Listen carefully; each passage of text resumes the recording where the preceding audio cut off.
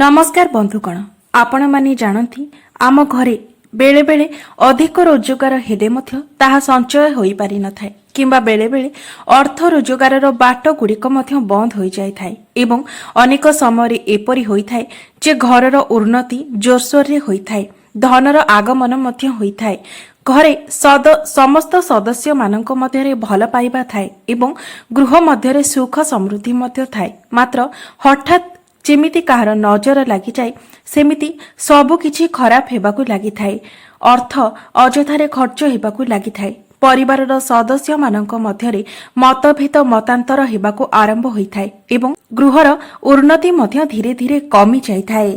एहा परे पूजा पाठ कले मध्य कोनोसी सुफल मिलि नथाए। एहा आपणको कुंडली रे बृहस्पति ग्रहंकर दुर्बल हेबा मध्य कारण होई पारे। तेबे बंधु माने सेथिपाई आपणको बृहस्पति ग्रहंकर प्रतिकार करिवार अछि। तेबे ए विषय संपूर्ण जानिबा पई भिडियोटी को शेष पर्यंत निश्चय देखंतु एवं भिडियोटी को लाइक करी चैनलटी को सब्सक्राइब करि दियंतु। कमेंट बॉक्स रे भक्ति एवं श्रद्धा हृदय रे जय मां लक्ष्मी निश्चय लिखंतु। तेबे बंधु माने एथिपाई सबुठारु बड़ उपाय हेउछि हळदीर उपाय। एही हळदी सहित आमे समस्ते परिचित कारण प्रत्येक घरर रोषेई घरे एही हळदीटी निश्चय भाबरे रही थाए। आपण माने जानती जे आमे रोषेई करिबारे सबुबेले हळदीर व्यवहार करिथाउ एमिति कि प्रत्येक शुभ कार्य एवं पूजा पाठरे मध्य हळदीर व्यवहार करा जाय थाए कारण हळदी हेउछि गोटिए शुभ एवं पवित्र जिनिस।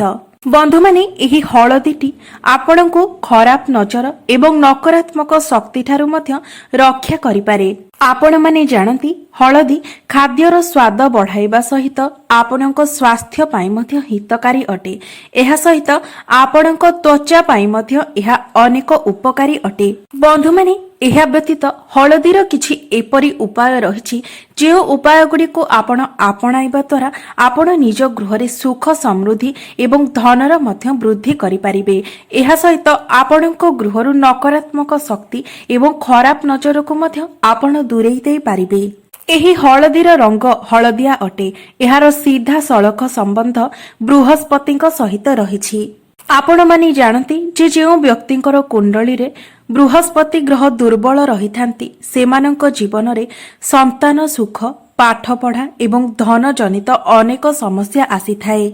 महिला किंबा पुरुष मानकर विवाह रे मध्य अनेक बाधा सृष्टि होई थाए। तेबे बंधु माने ज्योतिष शास्त्र अनुसारे आपण प्रतिदिन गाधोइबा समय आपण गाधोथिबा पानी रे जदि गोटे चुटकी हळदी पकाई सेही पानी रे गाधांती तेबे जदि आपणकर विवाह जनित कोनोसी समस्या थाए ताहा दूर होई जाय थाए आपणकर विवाह जोग सृष्टि होई थाए एवं एहा सहित आपणको कहार खराब नजर लागि न थाए किंबा आपणको उपरे कोनोसी नकारात्मक शक्तिर प्रभाव मध्य पड़ी न थाए। एहा सहित आपणको प्रत्येक कार्य रे सफलता मध्य प्राप्त होई थाए। एहा व्यतीत जदि आपण स्नान करि सारिबा परे भगवान विष्णुक चरण रे किछि हळदी लगाई सेही हळदी को निज मस्तक रे तिलक परि लगांती तेबे आपणको प्रत्येक कार्य रे सफलता मिलि थाए। जेउ कार्य रे आपण विफल होई जाउछंती सेही कार्य को गला बेले आपण एही उपायटी पालन करंतु देखिबे आपणको निश्चय भाबरे सेही कार्य रे सफलता प्राप्त हेबो।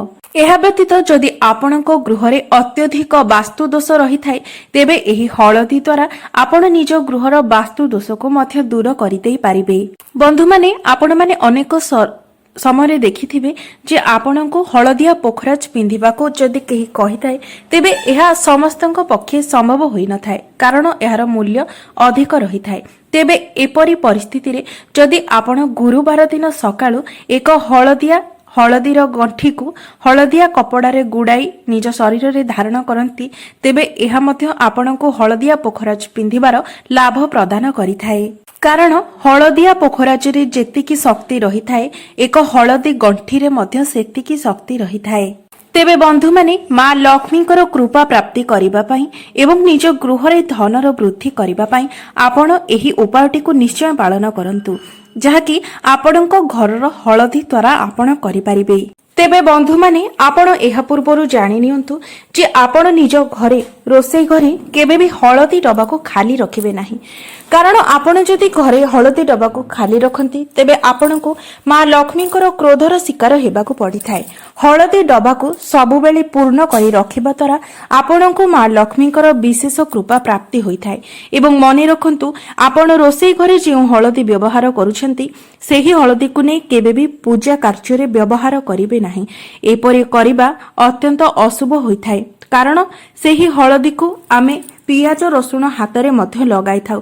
ସେଥିପାଇଁ ସେହି ହଳଦୀକୁ କେବେ ବି ପୂଜା କାର୍ଯ୍ୟରେ ବ୍ୟବହାର କରିବେ ନାହିଁ। ଆପଣ ପୂଜା କାର୍ଯ୍ୟରେ ଯେଉଁ ହଳଦୀ ବ୍ୟବହାର କରୁଛନ୍ତି ତାକୁ ସର୍ବଦା ଆପଣ ପୂଜା ଘରେ ଅଲଗା ରଖିବେ। ଏହା ସହିତ ଆପଣ ମନେ ରଖନ୍ତୁ ଯେ ହଳଦୀ ଏବଂ ଲୁଣକୁ କେବେ ବି ଏକାଠି ରଖିବେ ନାହିଁ। ଆପଣ ନିଜ ଘରେ ଲୁଣ ଏବଂ ହଳଦୀକୁ ଏକାଠି ରଖିବା ଦ୍ୱାରା ଆପଣଙ୍କ ଜୀବନରେ ଦ୍ୱନ୍ଦ୍ୱମୟ ପରିସ୍ଥିତି ଉତ୍ପନ୍ନ ହୋଇଥାଏ। ଆପଣ କେବେ ବି ଠିକ୍ ଡିସିସନ ଠିକ୍ ସମୟରେ ନେଇପାରିନଥାନ୍ତି। ଆପଣ ପ୍ରତ୍ୟେକ ଜିନିଷରେ ସର୍ବଦା ଦ୍ୱନ୍ଦ୍ୱ ହୋଇଯାଇଥାନ୍ତି। ତେବେ ବନ୍ଧୁମାନେ, ଆପଣ ଜାଣନ୍ତି ଏହି ହଳଦୀର ସମ୍ବନ୍ଧ ଦେବଗୁରୁ ବୃହସ୍ପତିଙ୍କ ସହିତ ରହିଥାଏ ଏବଂ ଆମ କୁଣ୍ଡଳୀରେ ବୃହସ୍ପତି ଗ୍ରହ ଦୁର୍ବଳ ଥାନ୍ତୁ କିମ୍ବା ବଳବାନ ଥାନ୍ତୁ, ଆପଣ ଗୁରୁବାର ଦିନ କେବେ ବି ନିଜର ମୁଣ୍ଡ ଧୋଇବେ ନାହିଁ। ଗୁରୁବାର ଦିନ ସ୍ତ୍ରୀ ଲୋକମାନେ ନିଜର ମୁଣ୍ଡ ଧୋଇବା ଦ୍ୱାରା ଆପଣଙ୍କ ଗୁରୁ ଗ୍ରହ ଦୁର୍ବଳ ହୋଇଯାଇଥାନ୍ତି ଏବଂ ଆପଣଙ୍କୁ ଏହାର ଅନେକ ଅଶୁଭ ଫଳ ମଧ୍ୟ ଭୋଗ କରିବାକୁ ପଡ଼ିଥାଏ। ବନ୍ଧୁମାନେ, ଯଦି ଆପଣଙ୍କ ଗୃହ ଅନେକ ସମସ୍ୟା ଭିତରେ ଘେରି ରହିଛି ତେବେ ଆପଣ ନିଜ ଗୃହକୁ ସେହି ସମସ୍ୟା ଗୁଡ଼ିକ ମଧ୍ୟରୁ ରକ୍ଷା କରିବା ପାଇଁ ନିଜର ବାଉଣ୍ଡ୍ରିରେ ହଳଦୀରେ ଏକ ସ୍ୱସ୍ତିକ ବନାନ୍ତୁ। ଏପରି କରିବା ଦ୍ୱାରା ଆପଣଙ୍କ ଗୃହକୁ କୌଣସି ନକାରାତ୍ମକ ଶକ୍ତି ପ୍ରବେଶ କରିପାରିନଥାଏ। ଯଦି ଆପଣ ନିଜର ବାଉଣ୍ଡ୍ରିରେ ଏହା କରିପାରୁନାହାନ୍ତି ତେବେ ଆପଣ ନିଜର ମୁଖ୍ୟ ଦ୍ୱାରରେ ହଳଦୀରେ ଏକ ସ୍ୱସ୍ତିକ ବନାଇ ପାରନ୍ତି। ତେବେ ବନ୍ଧୁମାନେ, ଯଦି ଆପଣମାନଙ୍କର ବିବାହ ହୋଇପାରୁନାହିଁ କିମ୍ବା ବିବାହ ହେଲା ପରେ ଆପଣଙ୍କର ଦାମ୍ପତ୍ୟ ଜୀବନରେ ଅନେକ ପ୍ରକାରର ସମସ୍ୟା ଆସୁଛି ତେବେ ଆପଣ ପ୍ରତିଦିନ ସୂର୍ଯ୍ୟଦେବଙ୍କୁ ଜଳ ଚଢ଼ାଇବା ସମୟରେ ସେହି ଗୋଟିଏ ଲୋଟା ଜଳରେ ଏକ ଚୁଟକି ହଳଦୀ ମିଶାଇ ସୂର୍ଯ୍ୟଦେବଙ୍କୁ ଅର୍ପଣ କରନ୍ତୁ। ଏପରି କରିବା ଦ୍ୱାରା ଯଦି ଆପଣଙ୍କର ବିବାହ ନ ହୋଇଥାଏ ତେବେ ଆପଣଙ୍କର ବିବାହ ଯୋଗ ସୃଷ୍ଟି ହୋଇଥାଏ ଏବଂ ଯଦି ଆପଣ ବିବାହିତ ଅଟନ୍ତି ଏବଂ ଆପଣଙ୍କ ଦାମ୍ପତ୍ୟ ଜୀବନ ସୁଖମୟ ହେଉନାହିଁ ତେବେ ଆପଣଙ୍କର ଦାମ୍ପତ୍ୟ ଜୀବନ ସୁଖମୟ ହୋଇଥାଏ। ତେବେ ଆପଣ ଯଦି ମା ଲକ୍ଷ୍ମୀଙ୍କର ବିଶେଷ କୃପା ପ୍ରାପ୍ତି କରିବା ପାଇଁ ଚାହୁଁଛନ୍ତି ତେବେ ରବିବାରକୁ ଛାଡ଼ି ବାକି ସପ୍ତାହର ଅନ୍ୟ ଦିନଗୁଡ଼ିକରେ ଆପଣ ସୂର୍ଯ୍ୟଦେବଙ୍କୁ ଯେଉଁ ଜଳ ଅର୍ପଣ କରୁଛନ୍ତି ସେଥିରେ ଏକ ଚୁଟକି ହଳଦୀ ମିଶାଇ ତୁଳସୀ ଗଛରେ ଅର୍ପଣ କରନ୍ତୁ, ଯେମିତି ତାହା ସୂର୍ଯ୍ୟଦେବଙ୍କୁ ଅର୍ପିତ ହେବ। ଏହା ସହିତ ତୁଳସୀ ଗଛକୁ ମଧ୍ୟ ଅର୍ପିତ ହେବ। ଏପରି କରିବା ଦ୍ୱାରା ଆପଣଙ୍କର ତୁଳସୀ ଗଛଟି ହରାଭରା ରହିବା ସହିତ ଆପଣଙ୍କୁ ସୂର୍ଯ୍ୟଦେବଙ୍କର କୃପା ମଧ୍ୟ ପ୍ରାପ୍ତି ହେବ ଏବଂ ଆପଣଙ୍କ କୁଣ୍ଡଳୀରେ ଗୁରୁ ଗ୍ରହ ମଧ୍ୟ ବଳବାନ ହେବାକୁ ଲାଗିବେ। ବନ୍ଧୁମାନେ, ଆପଣ ଯଦି ମା ଲକ୍ଷ୍ମୀଙ୍କୁ ପ୍ରସନ୍ନ କରିବା ପାଇଁ ଚାହୁଁଛନ୍ତି, ଆପଣ ମା ଲକ୍ଷ୍ମୀଙ୍କୁ ପ୍ରସନ୍ନ କରିବା ପାଇଁ ଅନେକ ପୂଜାପାଠ ଏବଂ ଉପାୟର ପାଳନ କରୁଛନ୍ତି, ମାତ୍ର ଆପଣଙ୍କୁ ଏପରି ଲାଗୁଛି ଯେ ଏହାର କୌଣସି ସୁଫଳ ଆପଣଙ୍କୁ ପ୍ରାପ୍ତ ହେଉନାହିଁ, ତେବେ ଆପଣ ହଳଦୀର ଏକ ପ୍ରୟୋଗ ନିଶ୍ଚୟ ଭାବରେ କରିପାରିବେ। ସେଥିପାଇଁ ଆପଣ ପ୍ରତିଦିନ କିଛି ପାଣି ନିଅନ୍ତୁ, ସେହି ପାଣିରେ କିଛି ହଳଦୀ ମିଶାଇ ଦିଅନ୍ତୁ ଏବଂ ସେହି ପାଣିକୁ ଆପଣ ଆମ୍ବ ପତ୍ରର ସାହାରାରେ ନିଜ ଘର ସାରା ସିଞ୍ଚନ କରନ୍ତୁ। ଯଦି ଆପଣଙ୍କୁ ଆମ୍ବ ପତ୍ର ନ ମିଳେ ତେବେ ଆପଣ ଫୁଲ ଦ୍ୱାରା ମଧ୍ୟ ଏହି ପାଣିକୁ ଘର ସାରା ଛିଞ୍ଚି ପାରିବେ। ଏପରି କରିବା ଦ୍ୱାରା ହଳଦୀର ସୁଗନ୍ଧ ଦ୍ୱାରା ଆପଣଙ୍କ ଗୃହରୁ ସମସ୍ତ ନକାରାତ୍ମକ ଶକ୍ତି ଦୂର ହୋଇଯାଇଥାଏ ଏବଂ ଆପଣଙ୍କ ଗୃହକୁ ଧନ ଆକର୍ଷିତ ହୋଇ ଆସିଥାଏ।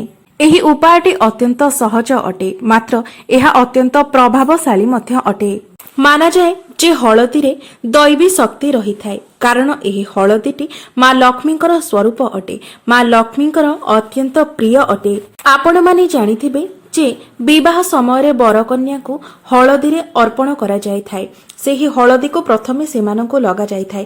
ଏହା ଏଥିପାଇଁ କରାଯାଏ ଯେ ତାଙ୍କର ବୈବାହିକ ଜୀବନ ସୁଖମୟ ହେବ ଏବଂ ଏହି ହଳଦୀ ସେମାନଙ୍କୁ ଅନେକ ଗୁଡ଼ିଏ ସମସ୍ୟାରୁ ରକ୍ଷା କରିବ। ତେବେ ବନ୍ଧୁମାନେ, ଯଦି ଆପଣଙ୍କ କୁଣ୍ଡଳୀରେ ଗୁରୁ ଗ୍ରହ ଦୁର୍ବଳ ଥାନ୍ତି ତେବେ ଆପଣଙ୍କର ପେଟ ଜନିତ ସମସ୍ୟା ଦେଖା ଦେଇଥାଏ।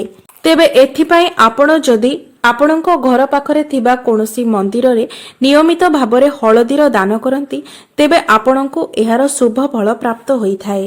ତେବେ ବନ୍ଧୁମାନେ ଆପଣ ନିଜ ହଳଦୀ ଡବାରେ ଏପରି କେଉଁ ଜିନିଷ ରଖିବା ଦ୍ୱାରା ଆପଣଙ୍କୁ ଲାଭ ମିଳିଥାଏ?